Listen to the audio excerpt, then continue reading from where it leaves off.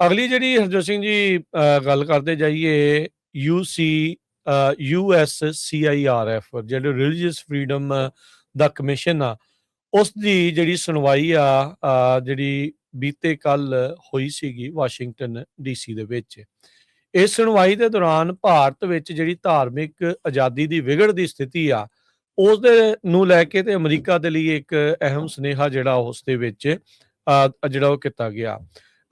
ਕਈ ਜਾਣਿਆਂ ਨੇ ਜਿਹੜੀ ਇਸ ਦੇ ਵਿੱਚ ਟੈਸਟੀਮੋਨੀ ਜਿਹੜੀ ਹਰਜੋਤ ਸਿੰਘ ਜੀ ਦਿੱਤੀ, ਜਿਸ ਦੇ ਵਿੱਚ ਪ੍ਰੋਫੈਸਰ ਅਰਜਨ ਸੇਠੀ ਉਹਨਾਂ ਨੇ ਜੋ ਸਿੱਖਾਂ ਦੇ ਉੱਤੇ ਜੋ ਭਾਰਤ ਦੇ ਵਿੱਚ ਕੰਮ ਚੱਲ ਰਿਹਾ ਆ ਉਸ ਨੂੰ ਲੈ ਕੇ ਵੀ ਜਿਹੜੀ ਆ ਉਹ ਉਹਨਾਂ ਨੇ ਗੱਲਾਂ ਜਿਹੜੀਆਂ ਉਹ ਦੱਸੀਆਂ। ਉਸ ਟੈਸਟੀਮੋਨੀ ਬਾਰੇ ਵੀ ਤੁਹਾਡੇ ਨਾਲ ਜਾਣਕਾਰੀ ਜਿਹੜੀ ਉਹ ਕਰਦੇ ਆ। ਤੇ ਸਭ ਤੋਂ ਪਹਿਲਾਂ ਨੇ ਕਹਿੰਦੇ ਵੀ ਧੰਨਵਾਦ ਕੀਤਾ ਅਮਰੀਕੀ ਧਰਤੀ ਦੇ ਉੱਤੇ DEA FBI New York police department ਦਾ ਵੀ ਭਾਰਤ ਦੇ ਦੁਆਰਾ ਜਿਹੜੀ ਇੱਕ ਅਮਰੀਕਾ ਨਾਗਰਿਕ ਨੂੰ ਮਾਰਨ ਦੀ ਕੋਸ਼ਿਸ਼ ਸੀ, ਸਾਜ਼ਿਸ਼ ਸੀ, ਉਸ ਨੂੰ ਨਾਕਾਮ ਉਹਨਾਂ ਨੇ ਕਰ ਦਿੱਤਾ।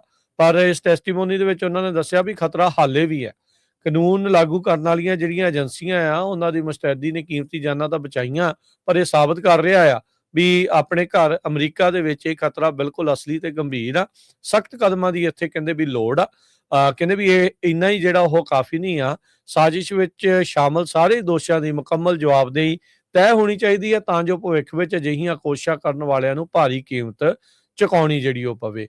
ਇਨਸਾਫ ਦੀ ਪੂਰਤੀ ਨੂੰ ਲੈ ਕੇ ਭਾਰਤੀ ਜਿਹੜਾ ਨਾਗਰਿਕ ਨਿਖਿਲ ਗੁਪਤਾ ਆ ਉਹਨੇ ਜਿਹੜੇ ਸਦਰਨ ਡਿਸਟ੍ਰਿਕਟ ਆਫ ਨਿਊਯਾਰਕ ਦੇ ਵਿੱਚ ਸੁਪਾਰੀ ਦੇ ਕਤਲ ਕਰਵਾਉਣ ਵਾਲੇ ਮਰਡਰ ਫਾਰ ਹਾਇਰ ਦੀ ਸਾਜ਼ਿਸ਼ ਦੇ ਦੋਸ਼ ਕਬੂਲ ਕਰ ਲਏ ਆ। ਹੁਣ ਇਹ ਜਵਾਬ ਦੇ ਵੀ ਜਿਹੜੀ ਉਹ ਹੋਣੀ ਚਾਹੀਦੀ ਆ ਵੀ ਬਾਕੀ ਜਿਹੜੇ ਸਾਜ਼ਿਸ਼ ਕਰਤਾ ਆ ਜਿਸ ਦੇ ਵਿੱਚ ਇੱਕ ਭਾਰਤੀ ਜਿਹੜੀ ਏਜੰਸੀ ਦਾ ਜਿਹੜਾ ਏਜੰਟ ਦਾ ਨਾਮ ਆ ਰਿਹਾ ਆ, ਖੂਫੀਆ ਏਜੰਸੀ ਦਾ ਅਧਿਕਾਰੀ ਵਿਕਾਸ ਯਾਦਵ ਦਾ ਨਾਮ ਆ ਰਿਹਾ ਜੋ ਕਿ ਅਜੇ ਵੀ ਫਰਾਰ ਆ, ਵੀ ਉਸ ਨੂੰ ਜਿਹੜਾ ਗ੍ਰਿਫਤਾਰ ਕਰਕੇ ਉਸ ਦੀ ਜਿਹੜੀ ਹਵਾਲਗੀ ਆ ਉਹ ਲਈ ਜਾਵੇ ਤੇ ਮੁਕੱਦਮਾ ਦੀ ਜਿਹੜੀ ਸਖਤ ਪੈਰਵੀ ਜਿਹੜੀ ਆ ਉਹ ਹੋਣੀ ਚਾਹੀਦੀ ਹੈਗੀ ਆ। ਤੇ ਨਾਲ ਹੀ ਰਾਸ਼ਟਰਪਤੀ ਨੂੰ ਵੀ ਉਹਨਾਂ ਨੇ ਅਪੀਲ ਕੀਤੀ ਆ ਇਸ ਦੇ ਵਿੱਚ ਇਸ ਗੱਲਾਂ ਬਾਤਾਂ 'ਚ ਵੀ ਅਪੀਲ ਇਹ ਕਰਦੇ ਆ ਵੀ ਭਾਰਤ ਸਮੇਤ ਹੋਰ ਜਿਹੜੇ ਹੋ ਰਹੇ ਜਿਹੜੇ ਮੁੱਖ ਸਮਝੌਤੇ ਹੋ ਰਹੇ ਆ, ਦਵੱਲੇ ਸਮਝੌਤੇ ਹੋ ਰਹੇ ਆ ਵੀ ਉਹਨਾਂ ਤੋਂ ਪਹਿਲਾਂ ਅਮਰੀਕੀਆਂ ਦੀ ਜਿਹੜੀ ਸੁਰੱਖਿਆ ਤੇ ਅਮਰੀਕੀ ਪ੍ਰਭੂ ਸੱਤਾ ਸੋਵਰਨਿਟੀ ਉਸ ਦੀ ਰਾਖੀ ਦੇ ਠੋਸ ਵਾਅਦੇ ਜਿਹੜੇ ਆ ਉਹਨਾਂ ਨੂੰ ਨਾਲ ਇਹਨਾਂ ਕਹਿ ਸਕਦੇ ਆ ਵੀ ਹੋਰੇ ਸਮਝੌਤਿਆਂ ਦੇ ਨਾਲ ਜੋੜ ਕੇ ਜਿਹੜਾ ਉਹ ਕੀਤਾ ਜਾਵੇ। ਤੇ ਜਿਹੜੀ US ਦੀ ਕਾਂਗਰਸ ਆ ਉਹ ਤੋਂ ਜਿਹੜੇ ਕਹਿੰਦੇ ਵੀ ਇਹ ਅਪੀਲ ਕਰਦੇ ਆ ਵੀ ਜਿਹੜਾ ਟਰਾਂਸਨੈਸ਼ਨਲ ਰਿਪਰੈਸ਼ਨ ਆ ਉਸ ਸੰਬੰਧੀ ਜਿਹੜੇ ਕਈ ਕਾਨੂੰਨ ਇਸ ਟਾਈਮ ਪੈਂਡਿੰਗ ਪਏ ਆ ਟਰਾਂਸਨੈਸ਼ਨਲ ਰਿਪਰੈਸ਼ਨ ਨੂੰ ਜਿਹੜਾ ਉਹ ਲੈ ਕੇ ਵੀ ਉਹਨਾਂ ਨੂੰ ਜਲਦ ਤੋਂ ਜਲਦ ਪਾਸ ਕਰਕੇ ਕਾਨੂੰਨ ਜਿਹੜਾ ਉਹ ਬਣਾਇਆ ਜਾਵੇ। ਸੋ ਬਾਟਮ ਲਾਈਨ ਦੇ ਵਿੱਚ ਆਪਾਂ ਇਹ ਕਹਿ ਸਕਦੇ ਆ ਵੀ ਅਮਰੀਕੀ ਕਾਨੂੰਨ ਲਾਗੂ ਕਰਨ ਵਾਲੀਆਂ ਏਜੰਸੀਆਂ ਜਿਹੜੀਆਂ ਅਮਰੀਕੀ ਧਰਤੀ ਦੇ ਉੱਤੇ ਵਿਦੇਸ਼ੀ ਜ਼ਬਰ ਟਰਾਂਸਨੈਸ਼ਨਲ ਰਿਪਰੈਸ਼ਨ ਦਾ ਇੱਕ ਜਿਹੜਾ ਵੱਡਾ ਖਤਰਾ ਆ ਉਸ ਨੂੰ ਉਹਨਾਂ ਨੇ ਸਫਲਤਾਪੂਰਵਕ ਨਾਕਾਮ ਤਾਂ ਕੀਤਾ ਆ, ਪਰ ਹੁਣ ਇਹ ਜ਼ਿੰਮੇਵਾਰੀ ਅੱਗੇ ਅਮਰੀਕਾ ਦੀ ਹੋਰ ਵੀ ਬਣਦੀ ਆ ਵੀ ਆਪਣੇ ਜਿਹੜੇ ਨਾਗਰਿਕਾਂ ਦੀ ਜਿਹੜੀ ਸੁਰੱਖਿਆ ਆ ਉਸ ਨੂੰ ਯਕੀਨੀ ਬਣਾਉਣ ਦੇ ਲਈ ਅਫੀਸ਼ੀਅਲ ਅਧਿਕਾਰ, ਕਾਨੂੰਨੀ ਹਥਿਆਰ ਜਿਹੜੇ ਕਨਸਟੀਟਿਊਸ਼ਨਲ ਲੈਜਿਸਲੇਟਿਵ ਜਿਹੜੀਆਂ ਹਥਿਆਰ ਆ ਉਹਨਾਂ ਨੂੰ ਹੋਰ ਚੰਡਿਆ ਜਾਵੇ, ਹੋਰ ਉਹਨਾਂ ਨੂੰ ਤਿੱਖਿਆ ਕੀਤਾ ਜਾਵੇ ਤੇ ਟਰਾਂਸਨੈਸ਼ਨਲ ਰਿਪਰੈਸ਼ਨ ਨੂੰ ਇੱਥੋਂ ਜੜੋਂ ਜਿਹੜਾ ਉਹ ਖਤਮ ਜਿਹੜਾ ਉਹ ਕੀਤਾ ਜਾਵੇ। ਸੋ ਜਿਹੜੇ ਵਿੱਕੀ ਜਿਹੜੇ ਹਾਜ਼ਰ ਆ ਇਹ ਚੇਅਰ ਆ US commission on international religious freedom ਦੇ ਡਾਕਟਰ ਆਸਿਫ ਮਹਿਮੂਦ ਇਹ ਵਾਈਸ ਚੇਅਰ ਨੇ US commission on international religious freedom ਦੇ। ਸੋ ਉਹਨਾਂ ਨੇ ਇਹ ਜਿਹੜੀਆਂ ਗੱਲਾਂ ਜਿਹੜੀਆਂ ਕੀਤੀਆਂ ਇਸ ਦੇ ਵਿੱਚ ਅਮਰੀਕਨ ਗੁਰਦੁਆਰਾ ਪ੍ਰਬੰਧਕ ਕਮੇਟੀ ਦੇ ਜਿਹੜੇ ਐਕਟਿੰਗ ਪ੍ਰਧਾਨ ਗੁਰਦੇਵ ਸਿੰਘ ਨੰਦਨ, ਸਿੱਖ ਕੋਆਰਡੀਨੇਸ਼ਨ ਕਮੇਟੀ ਈਸਟ ਕੋਸਟ ਦੇ ਕੋਆਰਡੀਨੇਟਰ ਹਿੰਮਤ ਸਿੰਘ, ਅਮਰੀਕਨ ਸਿੱਖ ਕਾਕਸ ਕਮੇਟੀ ਦੇ ਪ੍ਰਿਤਪਾਲ ਸਿੰਘ, ਇਹਨਾਂ ਨੇ ਇਹ ਚਿੱਠੀ ਵੀ ਉਹਨਾਂ ਨੂੰ ਜਿਹੜਾ ਉਹ ਲਿਖੀ ਆ ਤੇ ਇਸ ਦੇ ਨਾਲ ਨਾਲ ਜਿਹੜੇ ਪ੍ਰੋਫੈਸਰ ਅਰਜਨ ਸੇਠੀ ਆ ਉਹਨਾਂ ਨੇ ਇਸ ਕਮਿਸ਼ਨ ਦੇ ਮੋਹਰੇ ਜਾ ਕੇ ਜਿਹੜੀ ਆ ਉਹ ਟੈਸਟੀਮੋਨੀ ਵੀ ਹਰਜੋਤ ਸਿੰਘ ਜੀ ਦਿੱਤੀ ਆ ਜੋ ਕਿ ਬੜੀ ਜਿਹੜੀ ਇੱਕ ਜ਼ਰੂਰੀ ਆ ਵੀ ਭਾਰਤ ਕੀ ਕਰ ਰਿਹਾ ਤੇ ਕੀ ਉਸ ਦਾ ਪਰਦਾਫਾਸ਼ ਇਸ ਟੈਸਟੀਮੋਨੀ ਦੇ ਵਿੱਚ ਉਹਨਾਂ ਨੇ ਨਾਲ ਦੇ ਨਾਲ ਕੀਤਾ ਗਿਆ ਹੈ। ਤੁਸੀਂ ਦੇਖਿਆ ਹੋਣਾ ਇਲੈਕਸ਼ਨ ਤੋਂ ਬਾਅਦ ਵੈਸਟ ਬੰਗਾਲ 'ਚ ਕੱਲ ਕਿਸ ਤਰ੍ਹਾਂ ਜਿਹੜਾ ਮੁਸਲਮਾਨ ਆ ਉਹਨਾਂ ਦੀ ਕੁੱਟਮਾਰ ਹੋਈ ਆ। ਹੁਣ ਤੱਕ 4 ਲੋਕਾਂ ਦੀ ਮੌਤ ਵੀ ਹੋ ਚੁੱਕੀ ਆ, ਉਹਨਾਂ ਦੇ ਘਰ ਢਾਏ ਜਾ ਰਹੇ ਆ। ਬਹੁਤ ਗੁੰਡਾਗਰਦੀ ਜਿਹੜੀ ਆ ਇੰਡੀਆ ਦੇ ਵਿੱਚ ਚੱਲ ਰਹੀ ਹੈਗੀ ਆ। US commission of international religious freedom ਜਿਹੜਾ ਆ ਉਹਨਾਂ ਦੀ ਕੱਲ ਮਈ 7 ਨੂੰ ਯਾਨੀ ਕਿ ਵੀਰਵਾਰ ਨੂੰ ਸਵੇਰੇ 10 ਤੋਂ ਲੈ ਕੇ 11:30 ਵਜੇ ਤੱਕ ਹੀਅਰਿੰਗ ਹੋਈ ਸੀ। ਆਉਣ ਵਾਲੇ ਸਮੇਂ 'ਚ ਆਪਾਂ ਤੁਹਾਨੂੰ ਉਹ ਵੀਡੀਓ ਵੀ ਤੁਹਾਡੇ ਨਾਲ ਸ਼ੇਅਰ ਕਰਾਂਗੇ ਤਾਂ ਕਿ ਤੁਸੀਂ ਐਗਜ਼ੈਕਟ ਸੁਣ ਸਕੋ। ਉਹਦੇ 'ਚ ਇਹ ਦੱਸਿਆ ਗਿਆ ਵੀ ਜਿਹੜੇ ਰਿਲੀਜੀਅਸ ਮਿਨੋਰਿਟੀ ਕਮਿਊਨਿਟੀਜ਼ ਆ, ਜਿਨ੍ਹਾਂ ਦੇ ਵਿੱਚ ਕ੍ਰਿਸਚੀਅਨ ਹੈਗੇ ਆ, ਮੁਸਲਮਾਨ ਆ, ਦਲਿਤ ਭਾਈਚਾਰਾ ਆ, ਸਿੱਖ ਹੈਗੇ ਆ, ਇਹਨਾਂ ਦੇ ਨਾਲ ਜਿਹੜਾ ਕਾਫੀ ਜ਼ਿਆਦਾ ਜਿਹੜਾ ਧੱਕਾ ਹੋ ਰਿਹਾ ਹੈਗਾ ਉੱਥੇ ਇੰਡੀਆ ਦੇ ਵਿੱਚ। ਸੋ ਕੱਲਾ ਇੰਡੀਆ ਦੇ ਵਿੱਚ ਨਹੀਂ, ਬਾਹਰ ਵੀ ਮਾਰਨ ਦੀ ਕੋਸ਼ਿਸ਼ ਕੀਤੀ ਜਾ ਰਹੀ ਆ। ਕਹਿੰਦੇ ਵੀ ਟ੍ਰਾਂਸਨੈਸ਼ਨਲ ਰਿਪਰੈਸ਼ਨ ਜਿਹੜਾ ਉਹਦੇ ਨਾਲ ਟਾਰਗੇਟ ਕੀਤਾ ਜਾ ਰਿਹਾ ਰਿਲੀਜੀਅਸ ਮਿਨੋਰਿਟੀਜ਼ ਨੂੰ ਬਿਯੋਂਡ ਇੰਡੀਆਜ਼ ਬਾਰਡਰ। ਇੰਡੀਆ ਦੇ ਬਾਰਡਰਾਂ ਤੋਂ ਬਾਹਰ ਵੀ ਜਿਹੜੇ ਹੋਰ ਮੁਲਕਾਂ 'ਚ ਲੋਕ ਰਹਿੰਦੇ ਹੈਗੇ ਆ, ਉੱਥੇ ਤੱਕ ਟਾਰਗੇਟ ਕੀਤਾ ਗਿਆ। ਨਿਖਿਲ ਗੁਪਤਾ ਨੇ ਖੁਦ ਹੁਣ ਆਪਣੇ ਆਪ ਨੂੰ ਮੰਨ ਲਿਆ ਵੀ ਹਾਂ ਮੈਂ ਇਹਦੇ ਵਿੱਚ ਇਨਵੋਲਵ ਸੀ। ਸੋ ਜਿਸ ਤਰ੍ਹਾਂ ਤੁਸੀਂ ਦੱਸਿਆ, ਬਿੱਕੀ ਹਾਲਜ਼ਰ ਜੋ ਚੇਅਰ ਹੈਗੇ ਯੂਐਸ CIRF ਦੇ, ਆਸਿਫ ਮਹਿਮੂਦ ਵਾਈਸ ਚੇਅਰ ਹੈਗੇ ਆ। ਕਾਂਗਰੈਸ਼ਨਲ ਰਿਮਾਰਕਸ ਚੋਂ ਰਿਪਰੈਜ਼ੈਂਟੇਟਿਵ ਕ੍ਰਿਸ ਸਮਿਥ ਸੀਗੇ ਉੱਥੋਂ ਨਿਊ ਜਰਸੀ ਤੋਂ। ਸੋ ਪੈਨਲ ਦੇ ਵਿੱਚ ਸਟੀਫਨ ਰੈਪ, ਇਹ ਸਾਬਕਾ ਐਂਬੈਸਡਰ ਹੈਗੇ at large for global criminal justice ਤੇ former international prosecutor at the tribunal for Rwanda ਤੇ ਸਿਆਰਾ ਲਿਓਨ ਵਾਲੇ। ਅੰਗਨਾ ਚੈਟਰਜੀ, ਇਹ ਸਕਾਲਰ ਹੈਗੇ ਆ ਯੂਨੀਵਰਸਿਟੀ ਆਫ ਕੈਲੀਫੋਰਨੀਆ ਬਰਕਲੇ ਤੋਂ। ਇਹਨਾਂ ਨੇ ਰਿਟਨ ਟੈਸਟੀਮੋਨੀ ਦਿੱਤੀ ਆ। ਰਕੀਬ ਨਾਇਕ, ਇਹ ਫਾਊਂਡਰ ਤੇ ਐਗਜ਼ੀਕਿਊਟਿਵ ਡਾਇਰੈਕਟਰ ਹੈਗੇ centre for the study of organized hate. Arjun Sethi ਹੁਣੀ ਤੁਸੀਂ ਜਾਣਦੇ ਹੀ ਆ ਵੀ ਬਹੁਤ ਮਸ਼ਹੂਰ ਪ੍ਰੋਫੈਸਰ ਆ ਜਾਰਜ ਟਾਊਨ ਯੂਨੀਵਰਸਿਟੀ ਲਾ ਸੈਂਟਰ ਦੇ ਵਿੱਚ। ਹਮੇਸ਼ਾ ਹੀ ਜਿੱਥੇ ਧੱਕਾ ਹੁੰਦਾ ਆ ਮਿਨੋਰਿਟੀਜ਼ ਨਾਲ, ਇਹ ਕਾਂਗਰਸ ਦੇ ਵਿੱਚ ਜਾ ਕੇ ਵੱਖ-ਵੱਖ ਜਿਹੜੀਆਂ ਵੱਡੀਆਂ ਆਰਗੇਨਾਈਜੇਸ਼ਨਸ ਆ ਉੱਥੇ ਜਾ ਕੇ ਰਿਪੋਰਟ ਕਰਦੇ ਆ, ਉੱਥੇ ਦੱਸਦੇ ਹੈਗੇ ਆ। ਡੇਵਿਡ ਕਰੀ ਪ੍ਰੈਜ਼ੀਡੈਂਟ ਆ, ਡੇਵਿਡ ਕਰੀ ਐਂਡ ਐਸੋਸੀਏਟਸ, ਤੇ ਉਹਨਾਂ ਨੇ ਦਿੱਤੀ ਆ। ਤੇ ਇੱਕ ਅਨੋਨੀਮਸ ਕ੍ਰਿਸਚੀਅਨ ਪੈਸਟਰ ਸੀ ਜਿਹਨੇ ਆਪਣੀ ਸਟੇਟਮੈਂਟ ਦਿੱਤੀ ਆ।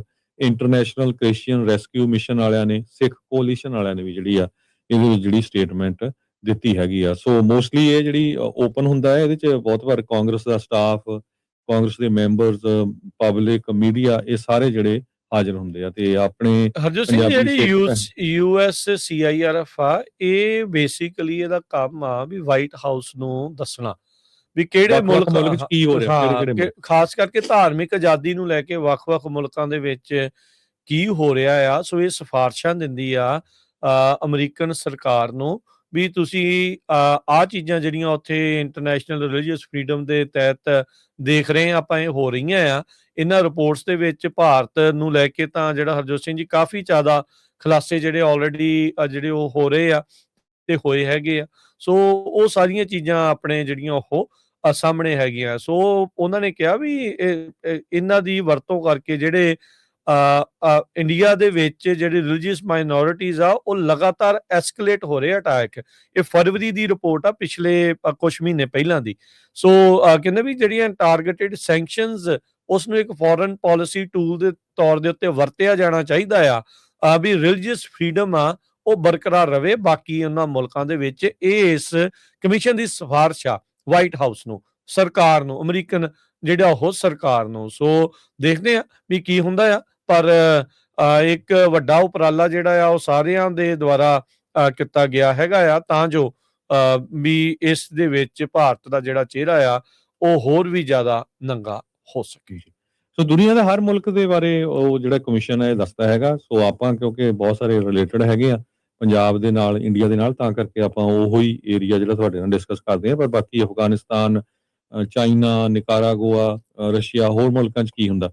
ਸੋ ਇਹ ਕੀ ਕਰਦਾ, ਜਿਹੜਾ ਇਹ ਕਮਿਸ਼ਨ ਆ ਇੰਡੀਪੈਂਡੈਂਟ ਲੋਕਾਂ ਤੋਂ ਵਿਊ ਲੈਂਦਾ ਹੈਗਾ ਆ ਜਿਹੜੇ ਪ੍ਰੋਮੀਨੈਂਟ ਹੈਗੇ ਆ, ਤੇ ਆਪ ਰਿਸਰਚ ਕਰਦੇ ਵੀ ਕਿਹੜੇ-ਕਿਹੜੇ ਮਿਨੋਰਿਟੀ ਨਾਲ ਧੱਕਾ ਕਿਹੜੇ-ਕਿਹੜੇ ਮੁਲਕ 'ਚ ਹੋ ਰਿਹਾ। ਉਹ ਫਿਰ ਰਿਕਮੈਂਡ ਕਰਦਾ US ਕਾਂਗਰਸ ਨੂੰ ਵੀ ਹਾਂ ਤੁਸੀਂ ਜਿਹੜਾ ਆ ਇਹ ਉੱਥੋਂ ਰੋਕਣ ਦੇ ਲਈ ਕੀ ਕਰ ਸਕਦੇ ਆ।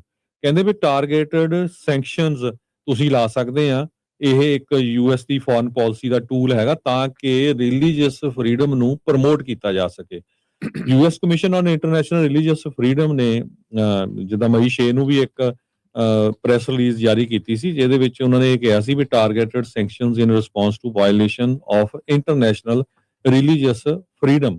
ਇਹੀ ਇੱਕੋ ਇੱਕ ਟੂਲ ਆ ਤੇ ਤੁਸੀਂ ਉਹ ਮੁਲਕ ਜਿਹੜੇ ਧੱਕਾ ਕਰਦੇ ਆ ਮਿਨੋਰਿਟੀਜ਼ ਦੇ ਨਾਲ, ਉਹਨਾਂ 'ਚ ਲੋਕਾਂ ਦਾ ਜਿਹੜਾ ਤੁਸੀਂ US ਦਾ ਵੀਜ਼ਾ ਫਰੀਜ਼ ਕਰ ਸਕਦੇ ਹੈਗੇ ਆ। ਉਹਨਾਂ ਦੇ ਐਸੈਟਸ ਜਿਹੜੇ ਆ ਉਹ ਫਰੀਜ਼ ਕਰ ਸਕਦੇ ਆ, ਤਾਂ ਕਿ ਉਹਨਾਂ ਨੂੰ ਅਕਲ ਆਵੇ ਵੀ ਭਈ ਨਹੀਂ, ਇਹ ਹੁਣ ਇੰਟਰਨੈਸ਼ਨਲੀ ਜੋ ਤੁਸੀਂ ਗਲਤ ਕੰਮ ਕਰ ਰਹੇ ਆ ਉਹਦਾ ਜਿਹੜਾ ਲੋਕਾਂ ਨੂੰ ਪਤਾ ਲੱਗ ਗਿਆ ਹੈਗਾ, ਤੇ ਅਸੀਂ ਇਹ ਤੁਹਾਡੇ ਤੇ ਸੈਂਕਸ਼ਨਸ ਲਾਵਾਂਗੇ।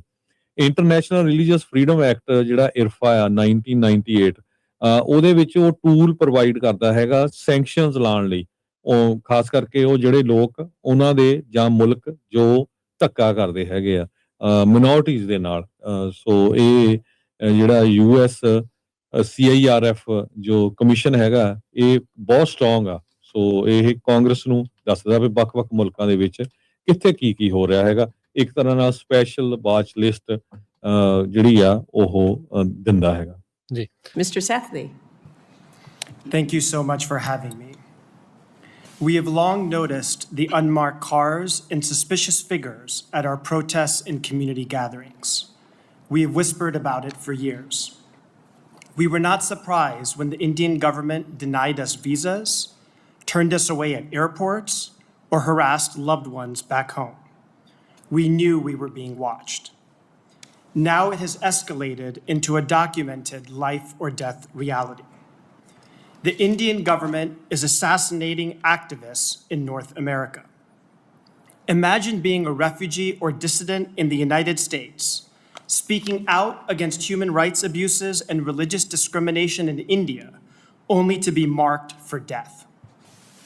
On June 18th, 2023, mass gunmen fired 34 bullets into Hardeep Singh Nijjar, a Sikh Canadian citizen outside a Gurdwara in Surrey, Canada. Prime Minister Justin Trudeau later informed the world that the Indian government authorized the assassination and was involved in, quote, over a dozen threatening and violent acts, including murder. Simultaneously, the Indian government was plotting to murder Gurpatwant Singh Pannoon, a Sikh American citizen in Brooklyn, New York. The indictment referenced, quote, so many targets for assassination, leading the FBI to warn several Sikhs in America that their lives were in danger. The reporting since then is unequivocal. These were not the actions of rogue agents or lone wolves. The assassination program was authorized by then Raw Chief Samanth Goyal, National Security Advisor Ajit Doval, and Home Minister Amit Shah. The timing is particularly jarring. On June 22nd, 2023, President Biden and Congress welcomed PM Modi to the United States for a state dinner and joint address. Modi courted Washington while his government plotted to kill Americans on US soil. This international aggression reflects India's domestic landscape. Indian authorities routinely enable and commit human rights violations, openly discriminate against Muslim, Christian, Sikh, Dalit, and caste-oppressed communities, intimidate and shutter advocacy organizations, and charge human rights defenders, even poets and comedians, with terrorism-related offenses. Having silenced dissent at home with so little consequence, the regime has turned its gaze to North America. Beyond physical violence, US-based activists, community organizations, mosques, and gurdwaras endure a spectrum of threats, ranging from surveillance and intimidation to doxing and swatting. In a well-documented instance from September 2023, an Indian government operative entered the Stockton Gurdwara, the oldest Sikh house of worship in the United States, to demand information and threaten members with immigration and other consequences. There is growing concern that the Indian government executes this agenda through increasingly diffuse channels. Consulates in San Francisco, Chicago, and New York, criminal proxies like the Lawrence Bishnoi Gang, and a civil society ecosystem of nonprofits and think tanks. This decentralized approach is by design. When our community leaders in the United States are branded as terrorists in meetings with government officials, or when US lawmakers of Indian origin are shadowed and threatened for highlighting religious discrimination in India, it bears all the hallmarks of transnational repression, even if the trail to New Delhi is obscured. The harassment extends deep into the digital and personal spheres. The BJP employs a network of 150,000 social media workers to spread disinformation and harass activists. In one instance, organizers and participants in an academic conference on Hindutva nationalism were inundated with tens of thousands of death threats. US-based technology companies exacerbate the problem by complying with daily Indian government takedown orders to censor the social media feeds of US activists and organizations. Activists also face the risk of having their visas or overseas citizenship revoked. Most painfully, there was the dreaded text or call from family and friends and even neighbors back home describing late-night visits by authorities threatening arrest if the troublemaking continues. The DOJ must prosecute all parties responsible for the assassination program. The government must sanction all individuals and entities connected to the program. Congress must pass legislation to ensure authorities are trained to respond to transnational repression, and the State Department must designate India a country of particular concern. Thank you.